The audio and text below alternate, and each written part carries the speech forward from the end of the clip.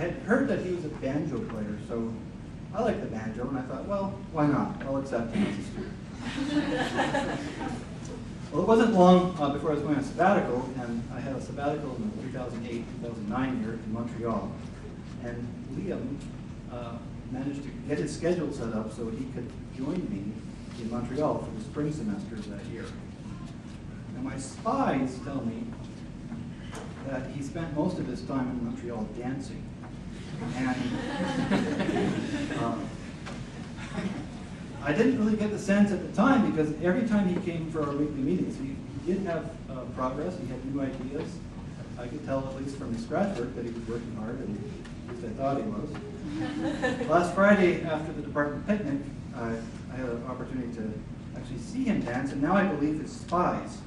And I especially like these occasions because they represent the great tradition of renewal in our country.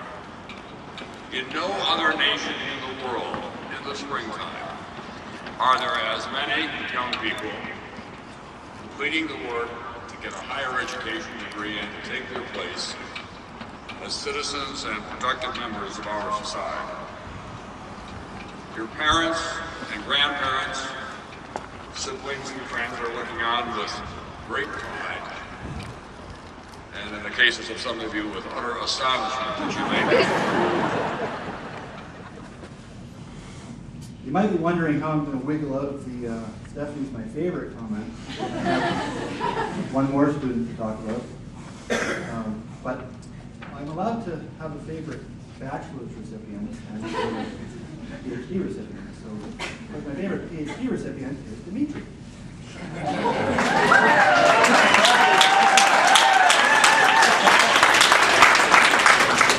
But I didn't supervise Dimitri, so Liam Rafferty, would you please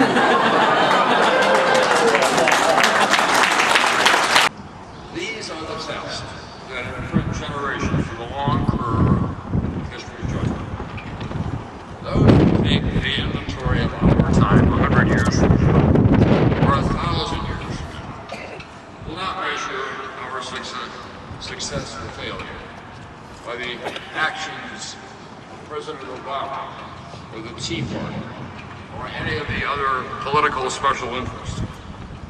We'll all be on their scorecard, and we cannot escape the judgment of them by evading. Let me tell you a little bit about the background of his PhD problem.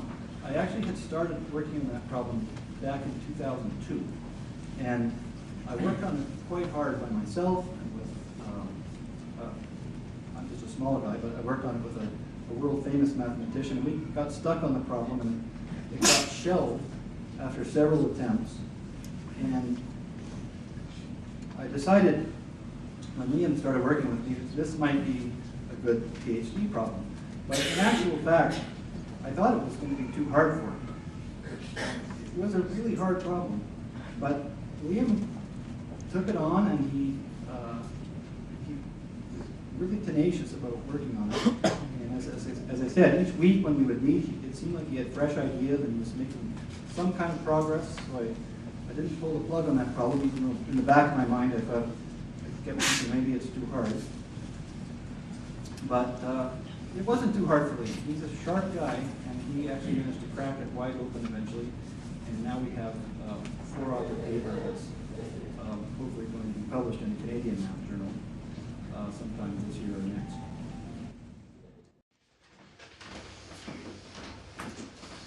Okay, it's now my great pleasure and relief to be presenting Liam Rafferty, who's going to defend his PhD dissertation today.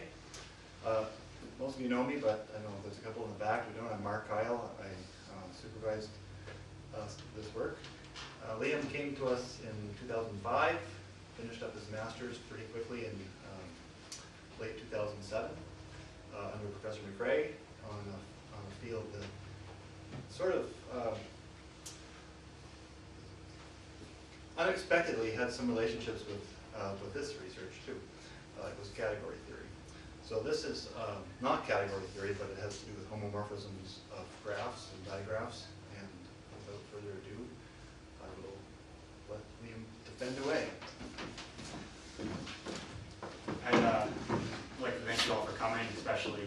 Solomon, who's currently in Ethiopia, just isn't modern technology great. You can't even avoid meetings when you're on sabbatical. So, my dissertation is titled Decolorable Digraphs with Large Girth. I'm going to go through a couple of quick definitions and then talk about my main result in the sketch the group. I have no doubt that, harking back to my earlier comments about permanence, I have no doubt that Liam's contribution to that will be a piece of mathematical permanence for posterity to see.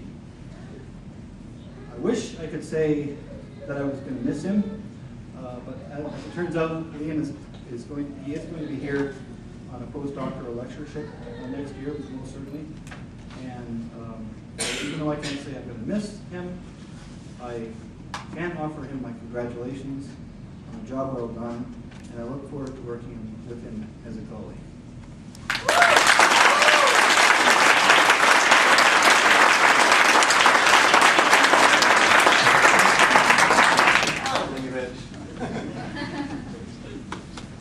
Philosophy and mathematics, his mentor, Professor Mark Kepala. Joseph Michael Schaefer, Doctor of Education and Educational Leadership, his mentor, Professor Bill McCall. Brian Bravo, advisors, please.